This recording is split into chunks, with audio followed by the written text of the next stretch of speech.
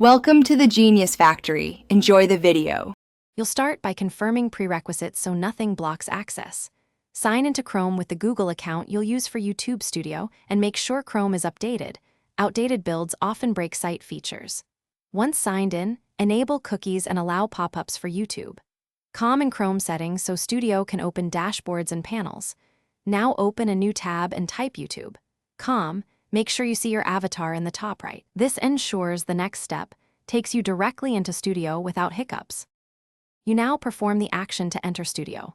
Click your avatar in the top right. That opens the account menu. From there, choose YouTube Studio. This sends you to the creator dashboard where analytics, content, and settings live.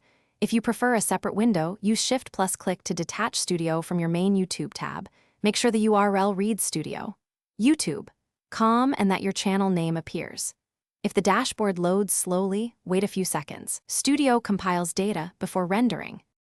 Finish by validating that Studio shows your channel and that the left-hand menu lists content, analytics, and settings.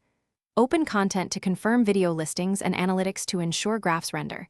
This confirms Studio finished loading. If something fails to load, first clear Chrome's cache and cookies for YouTube. Then reload or sign out and back in.